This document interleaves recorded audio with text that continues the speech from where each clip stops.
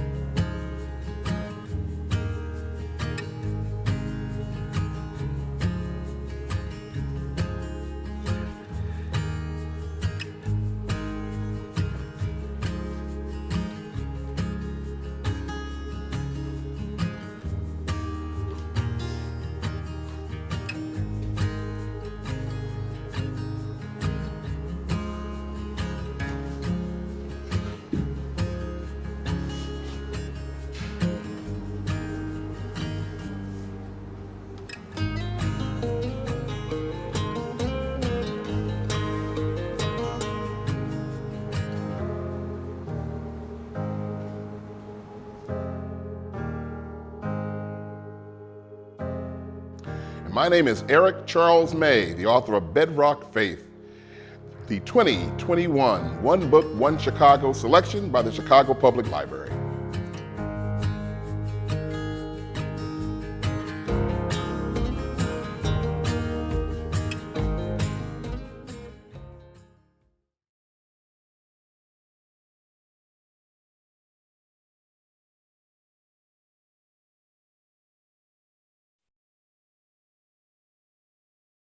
Welcome, John.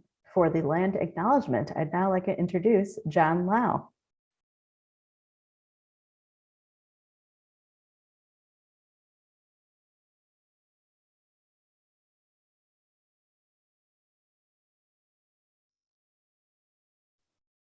I'm so sorry, we're having some technical difficulties with John's sound. Just give us one moment. Good evening, and thank you for joining us. I'm Jennifer Lezak, Coordinator of Special Projects with the Adult Services Department. And on behalf of everyone at the Chicago Public Library, welcome. Before we begin tonight's program, I would like to welcome Professor John N. Lau to give our land acknowledgement. John, I think we can hear you now. You. Yes, it would help if I unmuted, wouldn't it? Yes, so thank you everyone for coming tonight. And here is a land acknowledgement that is, I think, appropriate for tonight. Chicago is situated on the lands of Potawatomi people. We were the stewards of this land and lived, loved, and cared for it until forced out by non-natives. Tribes who have historical relationships with the land in greater Chicago and northern Illinois through trade, travel, and habitation also include the Odawa, Ojibwe, Peoria, Kaskaskia, Miami, Mascoutin, Sac and Fox, Ho-Chunk, and Menominee, as well as mound builders and other tribes whose names have been lost as a result of genocide and ethnocide of European colonialism and the United States expansion.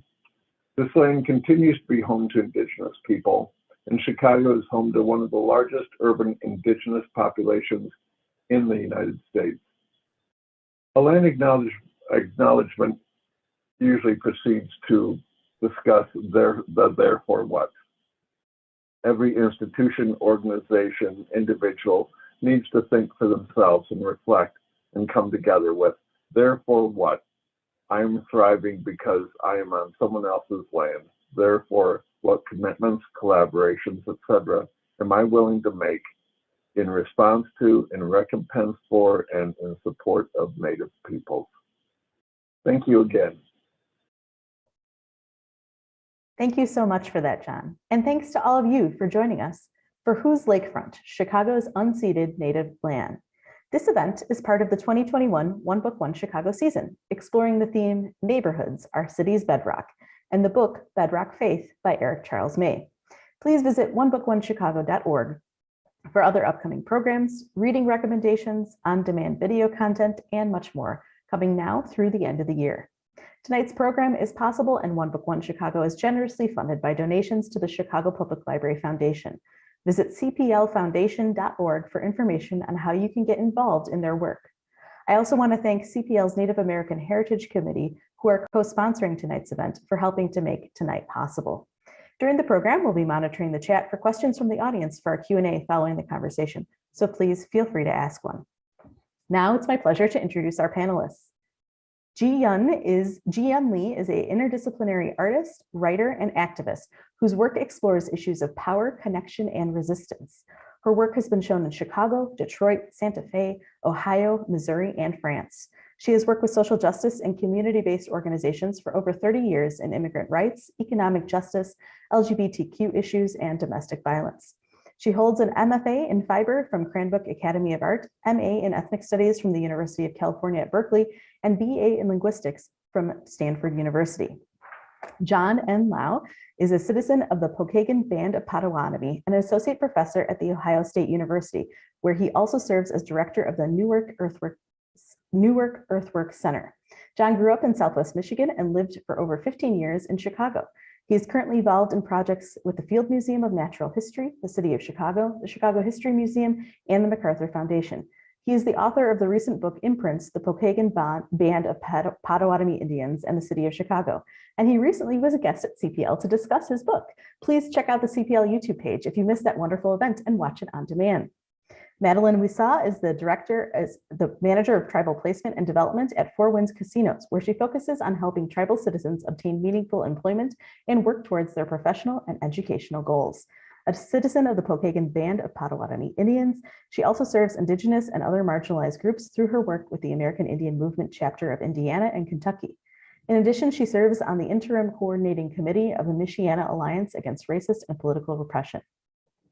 Deborah Yepa-Papan is a visual artist with international acclaim in the field of contemporary Native American art, a co-founder of the newly formed Chicago-based Center for Native Futures, and the Native Community Engagement Coordinator at the Field Museum, where she welcomes Native American guests to the museum and facilitates their visits to collections.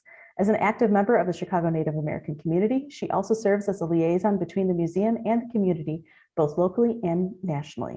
Through her artwork and her work at the Field Museum, she's committed to changing inaccurate representations of Native people and advocates for the inclusion of Native First voices and perspectives. Welcome to all of our panelists. Thanks so much for being here. First, let's begin with Ji-Yun, who will share a bit about the background of the Who's Lakefront project. Please join me in welcoming Ji-Yun. Thank you, Jennifer. It's my pleasure to be here. Thank you so much to the Chicago Public Library and One Book, One Chicago for having us on tonight. 안녕하세요. 제 이름은 이지연입니다. I am an immigrant and of Korean descent. I wanted to talk a little bit about both this project, this public art project that I initiated, but also the larger issues that the project points towards. So I'll start with the origins of the project, which is Professor Lau and his book Imprints. And if you were on the September 9th talk, which you can still see on the website through the library that Jennifer mentioned, you can hear much more in depth about all of the chapters in the story of the relationship between his nation, Pokagon Band of Potawatomi, and the city of Chicago. I grew up in Chicago. I went to CPS. I also went to high school in the suburbs. And all of these stories, none of them I had heard about the relationship of his tribe and of Native peoples to the city of Chicago before I read his book. And one of the, next slide, please. One of the chapters in that book is about a lawsuit that the Pokagon Band filed against the city of Chicago in the early 1900s. And it went all the way up to the US Supreme Court. And they made a very important argument, which Professor Lau talked about more in depth in his talk. And again, you can go listen to more of that in that video. But the basis for the lawsuit was that they were saying that in the treaties that they had signed, along with other members of some other tribes, that the land here was fundamentally Native. Next slide, please.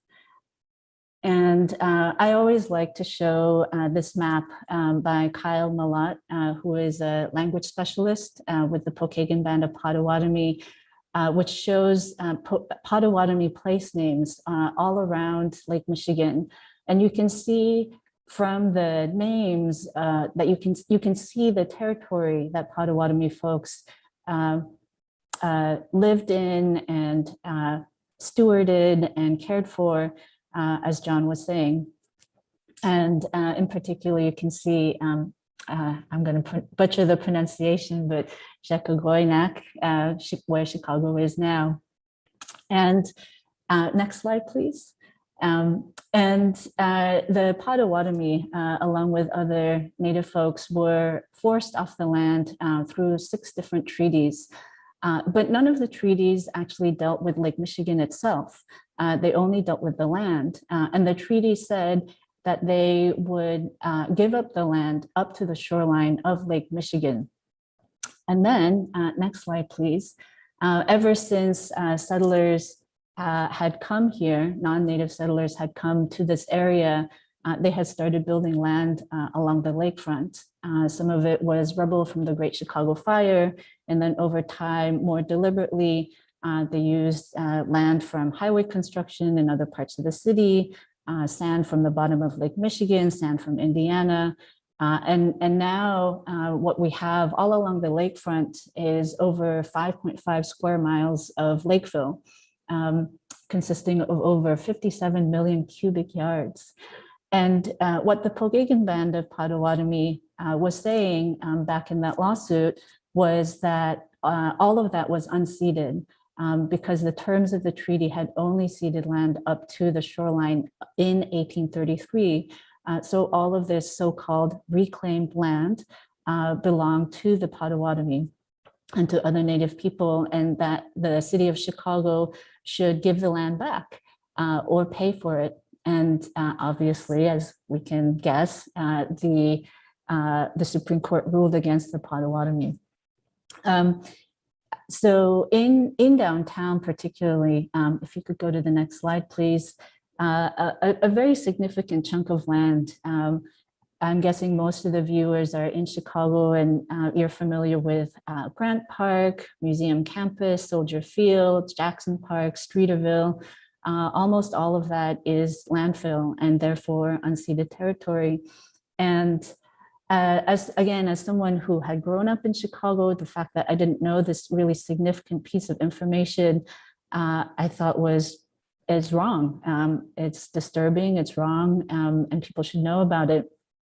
So as an artist, I like to use art as a way to make people think and feel and understand how what we see in the present is really based on an inheritance of things have been laid out in the past.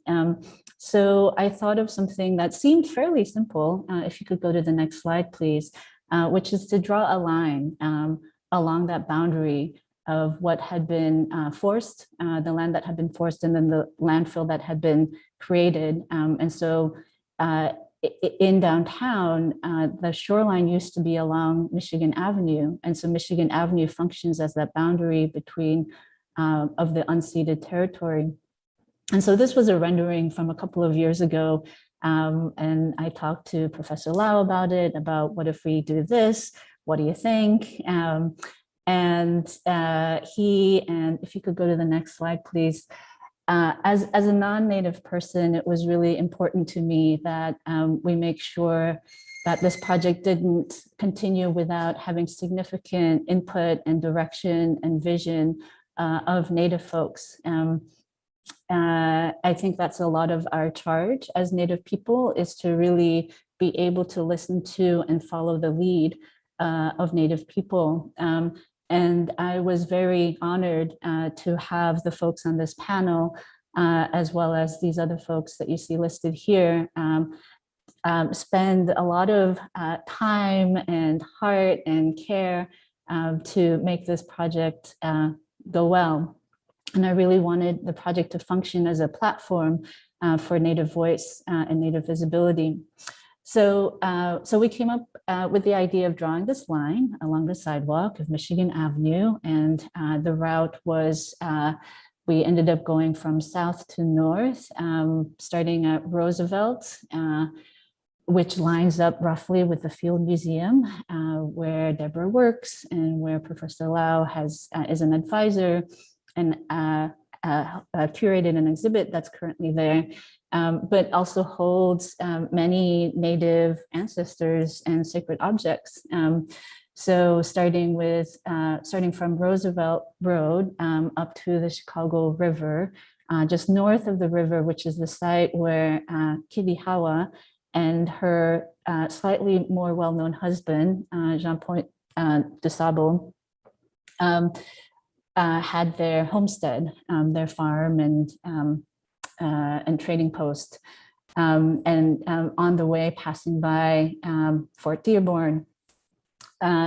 So the material that we ended up using for the line, if you could go to the next slide, is sand. To mark what used to be a beach and sand dunes. So on October 2nd, if you could go to the next slide, I'll show some photos from the event. We had a procession led by these wonderful Pokagon women elders, along with Madeline, you can see all the way on the left there, and other Native folks from Chicago, and a lot of Native college students who were in town for a conference. And it really, if you could go to the next slide, we had somewhere between 100 and 150 people along the way, including over 35 people who volunteered. Next slide, please. And the sand, we had 1,600 pounds of sand that we laid out on the ground. If you could go to the next slide, please. As those of you in Chicago know, Michigan Avenue really is the heart of downtown. And one of the college students who attends Northwestern University wrote an article for the college newspaper afterwards and described participating in the project as a way of indigenizing Chicago's downtown. And next slide, please. And as I said, that route goes past Fort Dearborn, goes past more than one monuments and public art pieces that are very harmful to Native people. And so it was very important, I think, that we had a significant presence of Native people. Next slide, please. And where we ended, like I said, was right across, just north of the Chicago River, where we got to be in interaction with the public art piece by Andrea Carlson, an Ojibwe artist who was also part of the project planning committee. Her banners, if you can't see it, says, "You are on Potawatomi land," and there's a section to the left of it that says that in Potawatomi as well. So it's a really powerful statement and presence in downtown Chicago. Next slide, please. I was particularly happy to have, we had posters along the route to try and give people information and having the juxtaposition of the image from the test along with the reality. I love this photo. It makes me really happy. Next slide, please. And the line itself, that route is over a mile long, almost 1.5 miles. And to have it be a real object in real space in a real place was very powerful. I just have a couple more. Next slide, please. Photos of, this is us right at the beginning. And then next slide. And as we progressed, it's a little hard to see on this, but you can see the line as it's being created, stretching out behind the procession. And next slide, please. Yeah. Yeah. So yeah, it was a. I want to provide space for the others to talk about this. But if you want more information, we did create a website that has a lot of the background context about the Pokagon Band claim, as well as the treaties, the process of creating all that landfill, as well as much more information about both the Pokagon Band and other Native peoples, both in the past and in the present, who are in the Chicago area. So I will now pass it on to Professor Lau and Deborah and Madeline to share thoughts about the project, about the issues, I'll pass it over. Thank you. Thanks so much, Jian. I think that you had asked if each of the panelists might sort of respond to with their experiences. So Professor Lau, do we want to start with you? Oh, sure. Well, it was, as a Pokagon Potawatomi person, it was an honor to write that book in print of the Pokagon Band of Potawatomi in the city of Chicago. But to be honest, it was an even greater honor for somebody to have read it.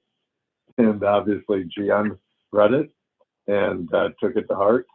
And so I was really inspired that, they talk about teaching and writing as planting seeds, but to really see that that happen, first with Jian and with her incredible organizing skills and energy and charisma, really turn this into a vision, into a project, into a happening. I was really proud to be a small part of that. Madeline, could you talk about what it was like to be on the committee or your highlights from your experience? Yeah, bonjour, Madeline Wisa, Indishnakas, Michigan, Dodem, Pokagonek, Bodway Wadami, and Wazakik, and Dochbia. Hello, my name is Madeline, Pokagon Band. I'm Turtle Clan, and I live in St. Joseph, Michigan. So yeah, I think after having taken some time to kind of discuss what this project meant to us as Indigenous people, and the word that kept coming up in conversation over and over again was representation. And I think that's something that a lot of people in this country take for granted. Others can turn on the TV and they can see themselves, and they can turn on the radio and they can hear themselves. They see themselves represented in shop windows and on billboards, and that's something that Indigenous people, we just don't have in this country. In order for this country to be successful, there was a very deliberate erasure of not just Indigenous identities and cultures and languages, but of Indigenous lives. And so to be able to walk down that mile-long stretch along Michigan Ave with a crowd of beautiful and strong and proud Indigenous people who were there taking up space unapologetically and forcing people to look at us, whether they wanted to or not, I think was a very powerful message that, the history of this country, it didn't begin with settler contact. Our people have been here for thousands of years, and we have a history and we have identities, and it's important that those things be acknowledged, not just for the sake of seeing us, but for the sake of creating a better future for our children and for the next 7 generations. So it was really an honor and a very powerful experience to be a part of. Thank you. And Deborah, how about you? Your initial kind of response to being a part of this? Hi, yeah. I as Madeline and John both said, it was such an honor to be a part of this project. I will just, so kind of going to the beginning a little bit, I was a little skeptical about this project when, Jian came, there was a meeting that I was at with some other Native community members.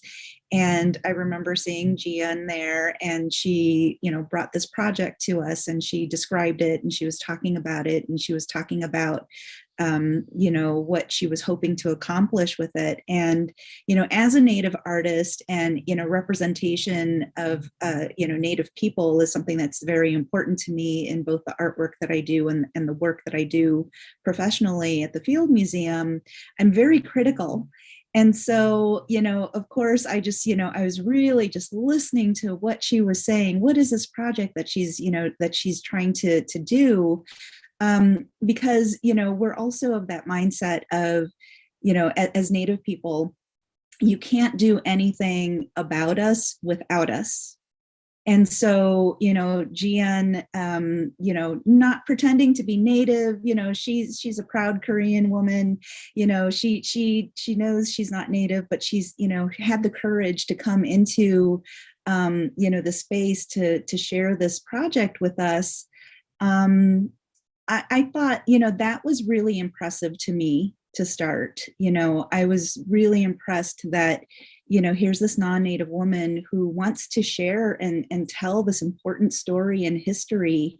And she's coming to us, and she's asking us not to just check off a box to say, oh, I spoke to some Native people for their approval.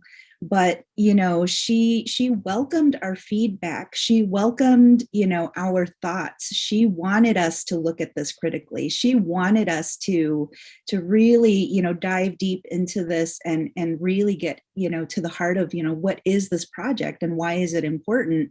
And why should Native people be involved? And I think that's a really important example to set as a non-Native person doing anything that has Native content, or trying to tell, trying to help change the narrative and tell the narrative from an Indigenous perspective. You cannot do that without Native people. And so, and for Jian to also just really, share that platform and really help to prioritize and privilege Native voices, particularly Potawatomi voices, I think is just, that to me, is the reason why I'm just like, I'm so proud of this project and so proud to be a part of it, and to be a part of this kind of, homecoming for Potawatomi people.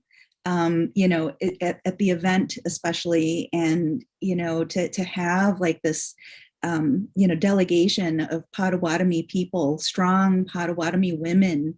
A lot of our societies, a lot of our cultures are matriarchal. And so to have, this great number of Potawatomi women leading the procession was just so beautiful. And then some of us were, we were on the tail end. So we we had your backs. We were all the way in the back, holding it down back there.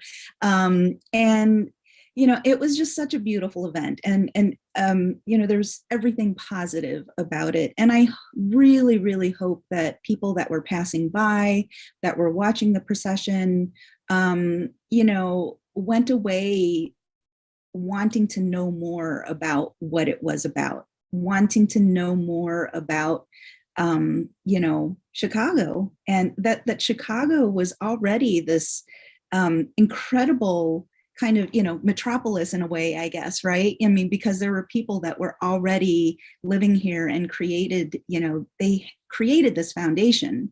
So, I like to say, so my land acknowledgement is Chicago was Chicago before it was Chicago, if that makes any sense. So, I hope that this is an education that I hope goes further, and I hope gets into Chicago public schools and other, curriculum around the city and around the state, actually, because like Jian said earlier, it's not something I grew up learning. We had to learn this on our own, but hopefully now it's something that can become a part of the fabric of education here. So, and thank you, Jian.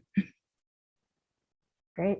So I wondered if anyone would like to respond. How does a project like this impact Potawatomi people who don't live in the Chicago area?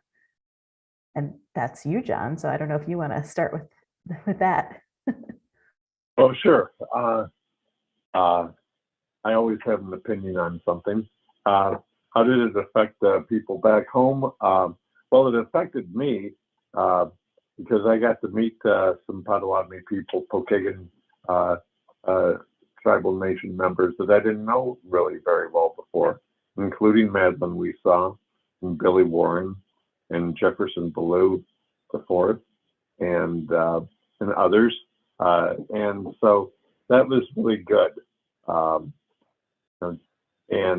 But I think it also sparked some conversation, I know, among elders back home on the Traditions and Repatriation Committee for the nation. And it was coming up in conversations there. And I suspect that elsewhere too.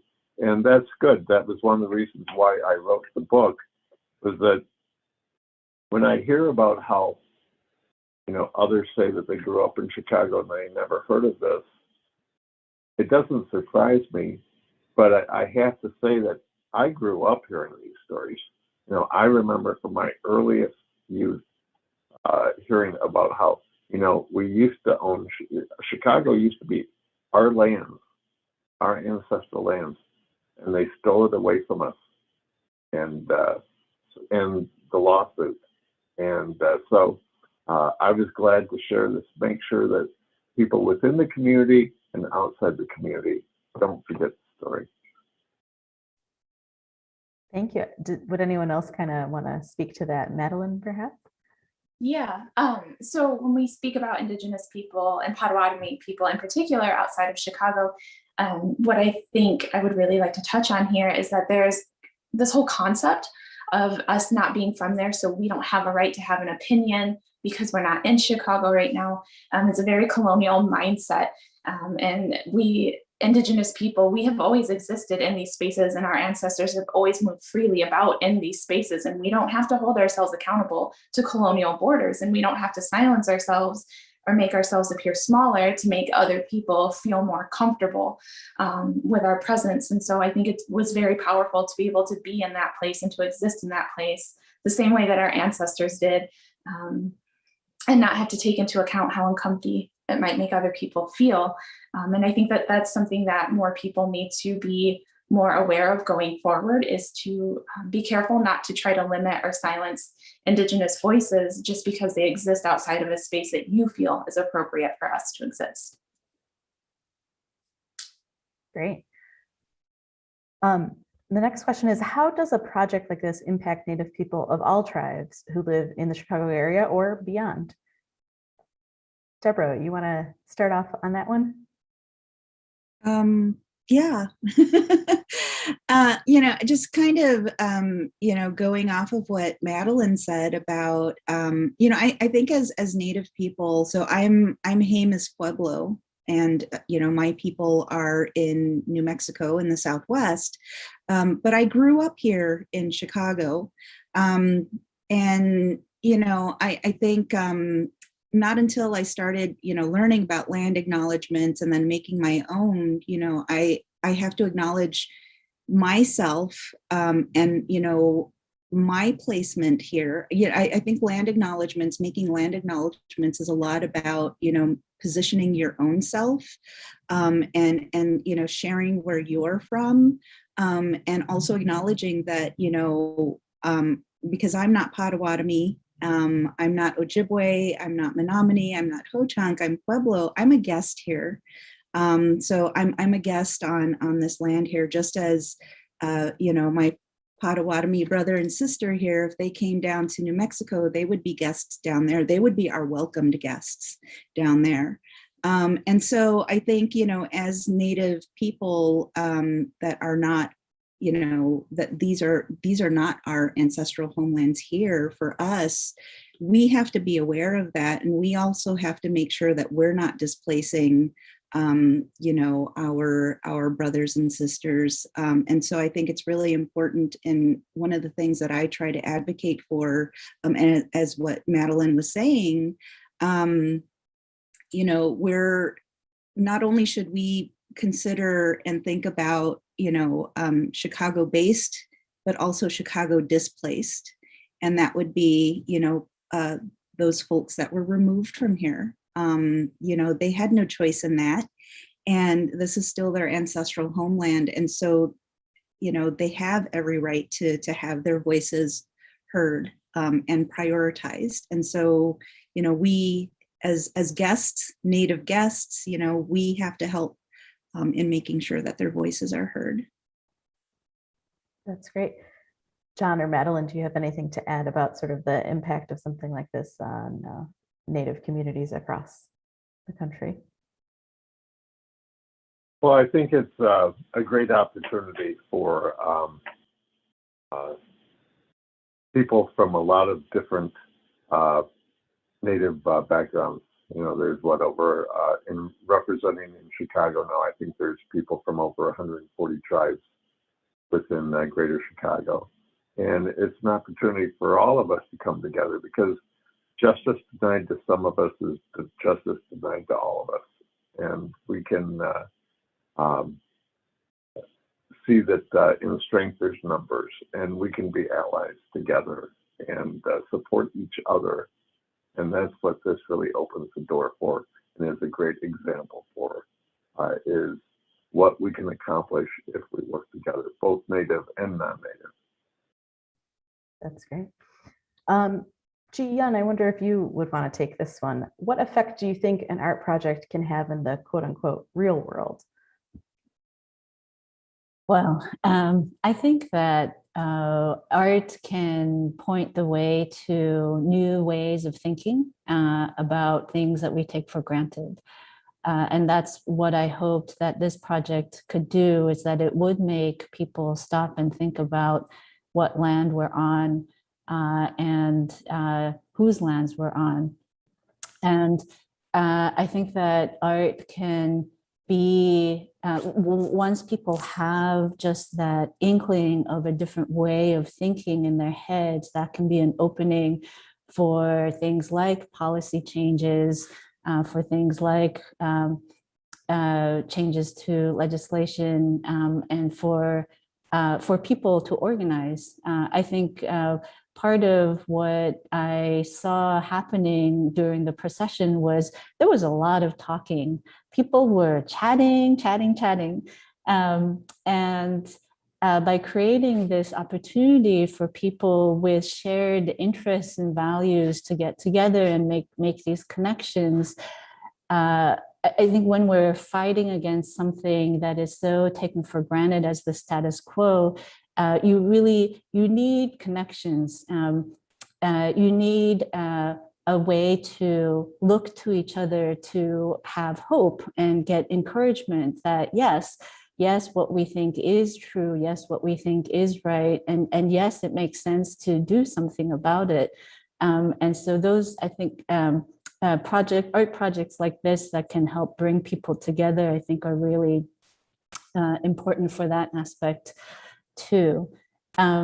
Also, in the process of organizing this, it did mean going up against a lot of bureaucracy in the city government. We got our permit approved the day before the event. And the process of making that happen included also trying to get letters of support from major institutions of cultural institutions and higher ed institutions along the route as a way to show that there was community support for this project. And those conversations were really interesting. A lot of institutions are grappling with not only how to craft a land acknowledgement, but really many people are trying to think about how to go beyond a land acknowledgement. And so for us to come with a very specific proposal for what institutions could do, there's many internal barriers to change in any institution. And to come into those institutions with a proposal for something specific for an institution to sort of grapple with, I think, even if they didn't end up writing a letter of support, having those internal conversations, I think, could eventually lead to, we hope, could eventually lead to change.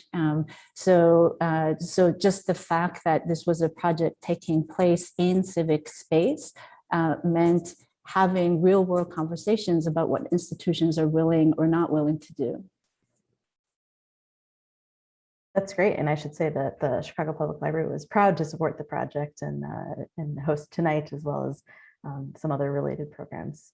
How do we move from projects like this to decolonization and land back? I don't know who wants to start us off with that one. Madeline?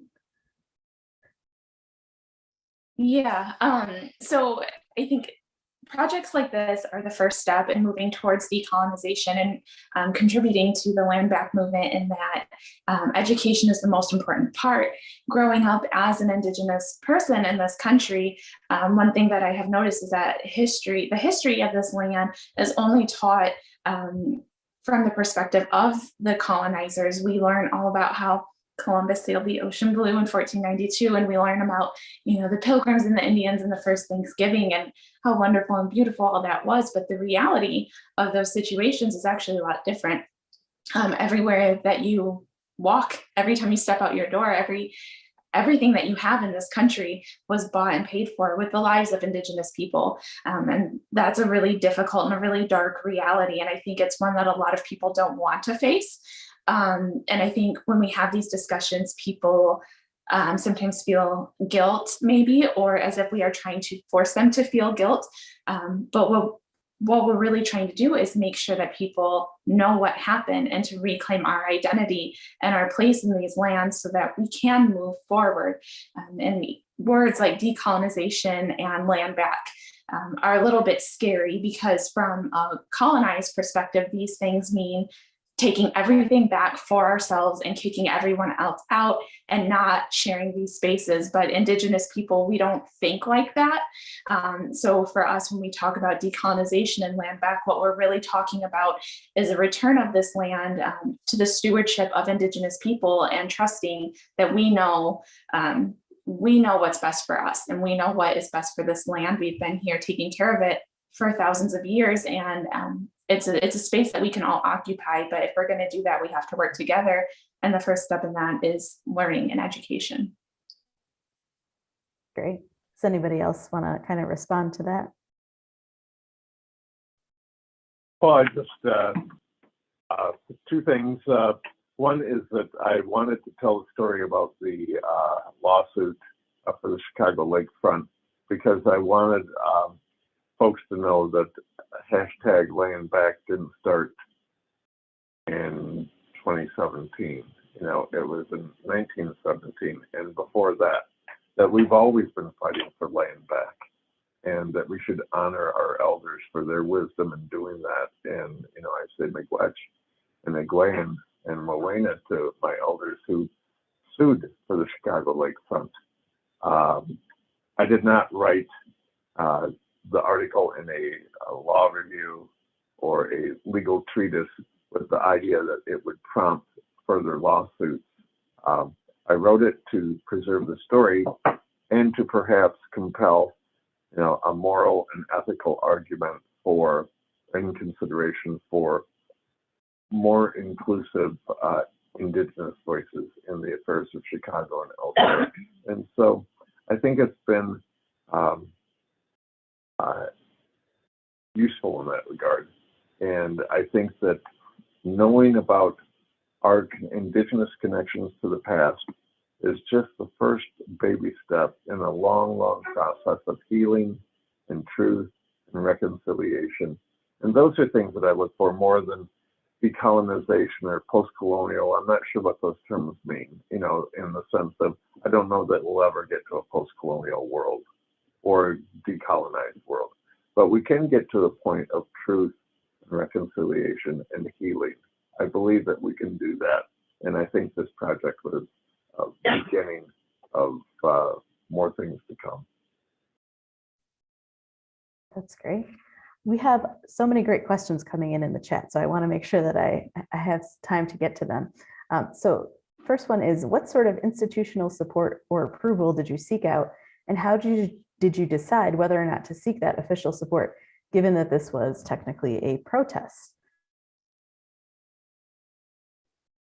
I don't know that we would call this a protest. We did think about whether or not to get official approval from the city, but given that we were going to be including families and elders and young people, it made sense to do that. And so the largest institution was the city government, which has many departments. And so there was definitely a process of seeking what we needed from the various departments involved.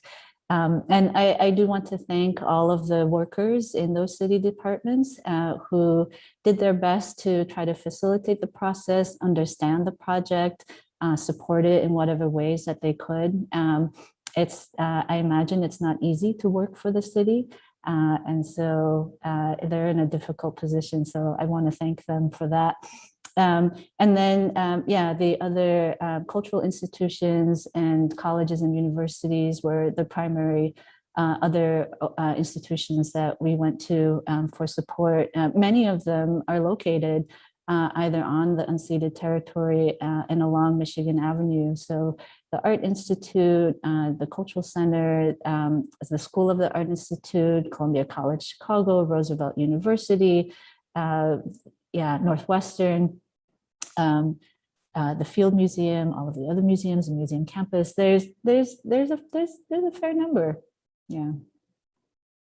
Someone has asked, is this project finished, or is there a next step to continue it, or is there a different new project in the works?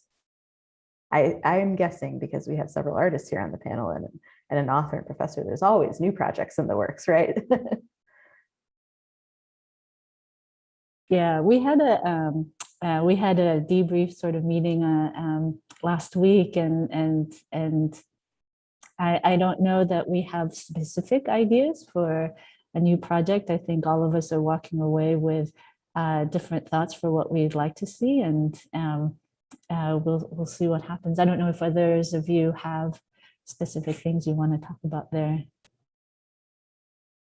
Well, just briefly, I'll mention, along with, I'm hoping that we keep our team together and that we do further projects. I've never really been involved in art and activism before, but I found it very inspiring and very nourishing. I'm also writing an article that I'm going to submit probably to the Chicago History Magazine, explaining why there's the argument that Chicago is Potawatomi ancestral lands. And so I want to, if we can get that published, then we'd be able to share that with the public, right? So I'm looking forward to that too. That's great. Deborah, you must have some projects in the works as an artist, right?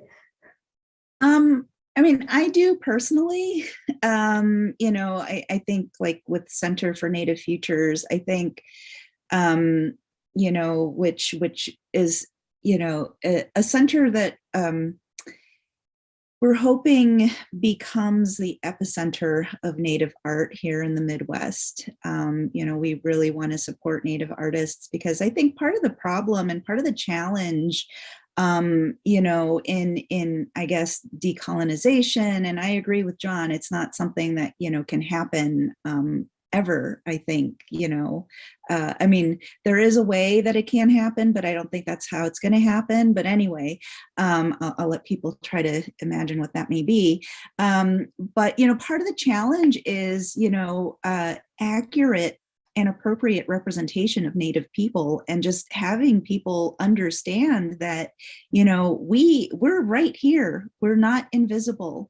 We have a presence, but I think we're part of the challenge is countering all those stereotypical images that just are all over the city, in some of those monuments and sculptures that we walked by right during the procession, and just in so many in murals and paintings everywhere, in buildings that we probably have never even walked into and are so unaware of. But that's the first image of Native people that non-Native people see, and so that's why they can't see us because we don't look like those stereotypes. So that's a huge challenge.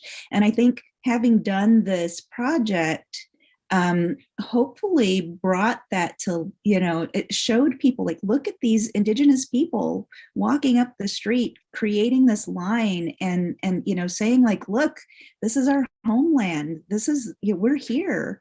We may have been displaced, but, we're back.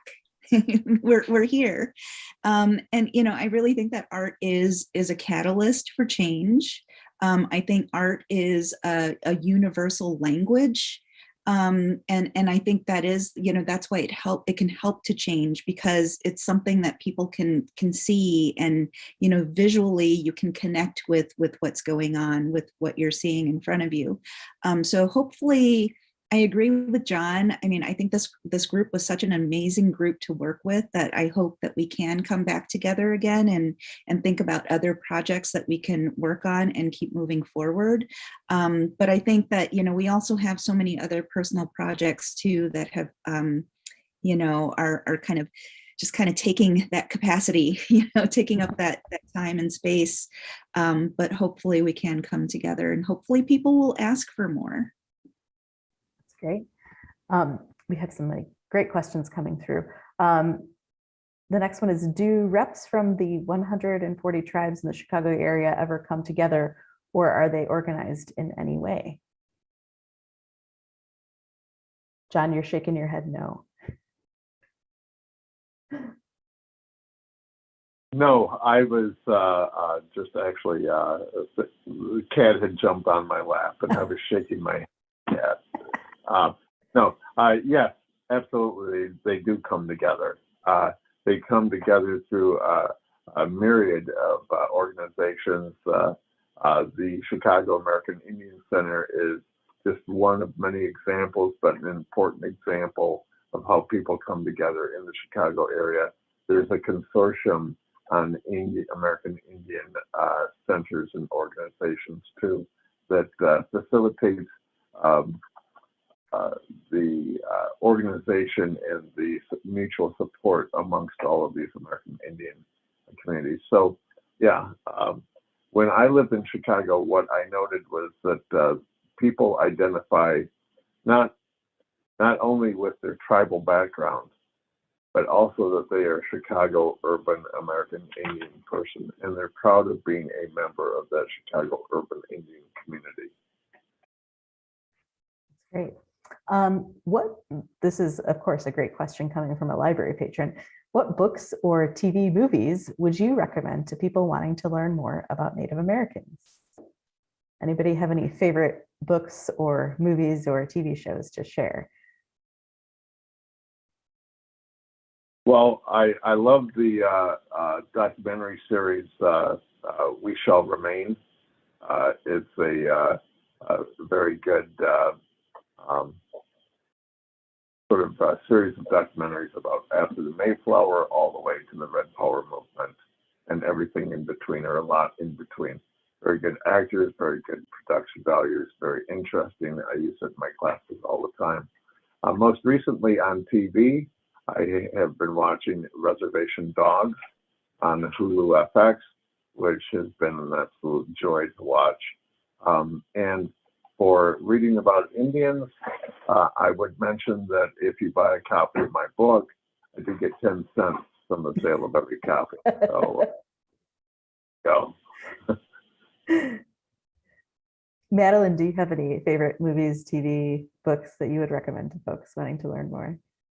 Yeah, so one that I'm reading right now is actually called The Inconvenient Indian. There's also an Indigenous author named Angeline Booley who wrote The Firekeeper's Daughter, which it was on the New York Times bestseller list. And the reason, it's fiction, but the reason that I recommend this is because she uses our Indigenous languages a lot in the book and incorporates a lot of our culture. And along the lines of, the Res Dog Show, it's one of the first times that any of us have ever seen ourselves accurately and meaningfully portrayed in really any space. So if you're looking to kind of connect with our culture in a way that is a little more entertaining, those would be my recommendations. That's great. And Deborah, how about you? What would you recommend?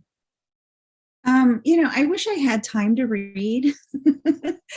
With work and so many other projects, I don't, sadly, but I do agree, reservation dogs is, that is, I think there might be some things that non-native people will not understand because, they're just parts of our, everyday culture as native people.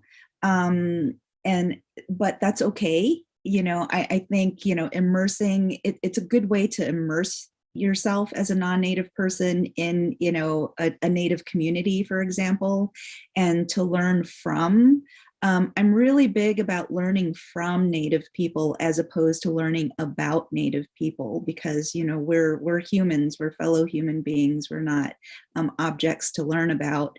But so I would definitely look for, there's so many wonderful Native authors right now, and just, whose books I would definitely just look for and read.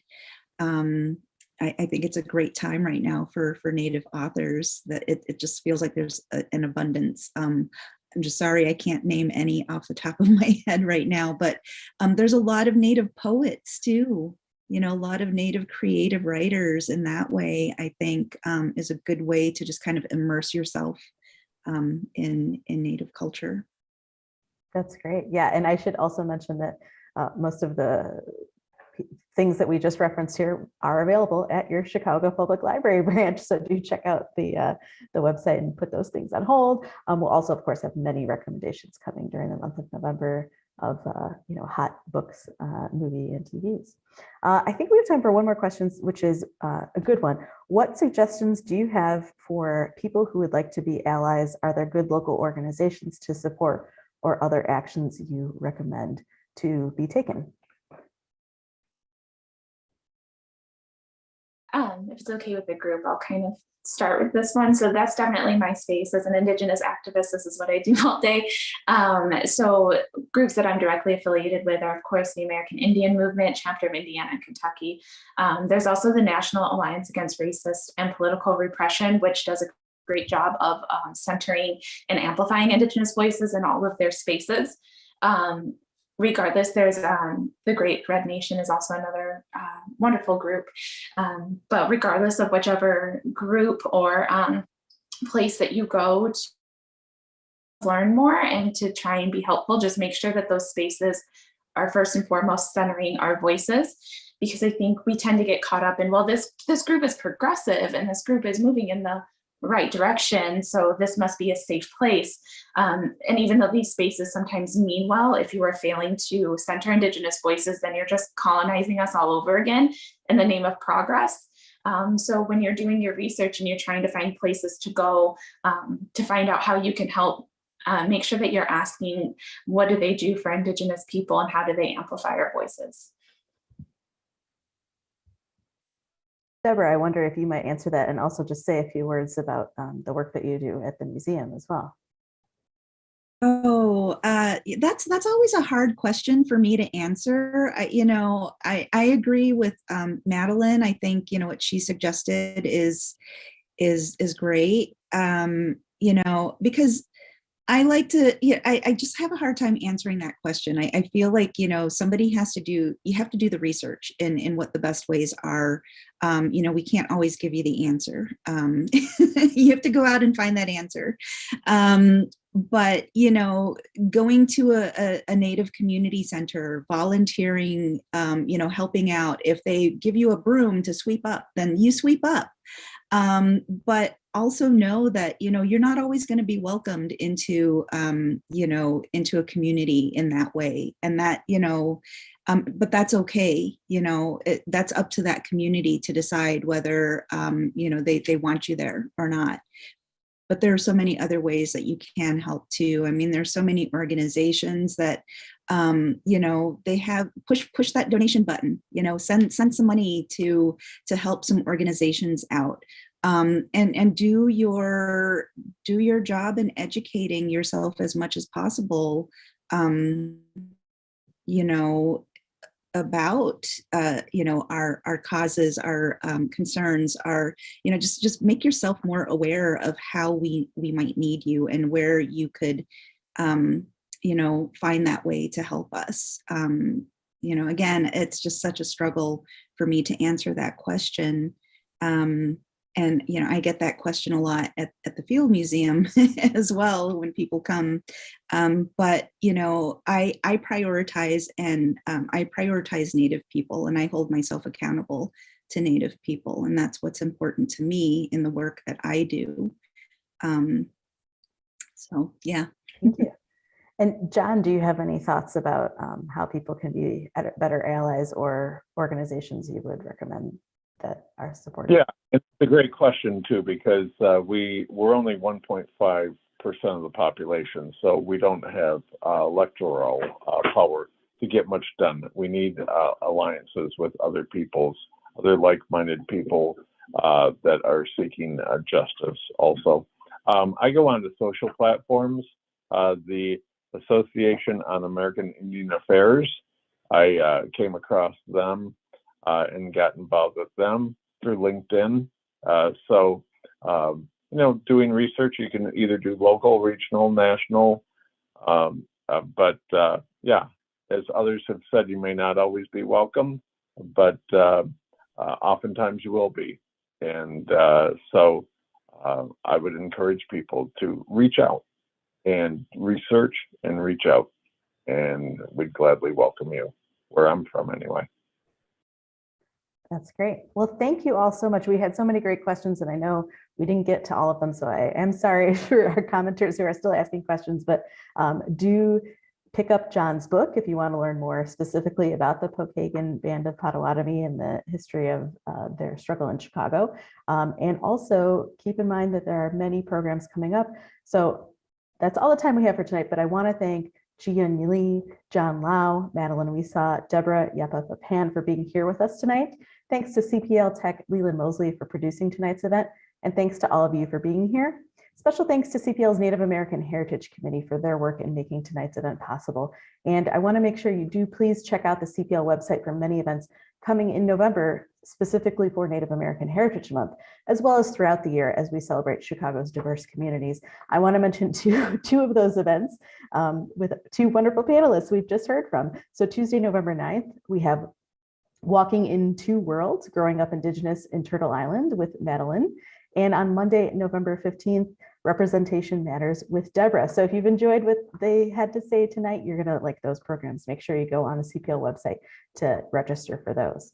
Please visit onebook1chicago.org for information on upcoming events around our themed neighborhoods, our city's bedrock, including book discussions, films, author events, art programs, and more. Also visit the CPL YouTube and Facebook pages for on-demand video content, including from tonight's program. So if you had a friend who missed it, send them the link afterwards and they can watch on demand. We also want to mention that the website for this project is whoslakefront.com. You can also go to facebook.com/whoslakefront. So thanks everyone for being here and have a great week, everyone.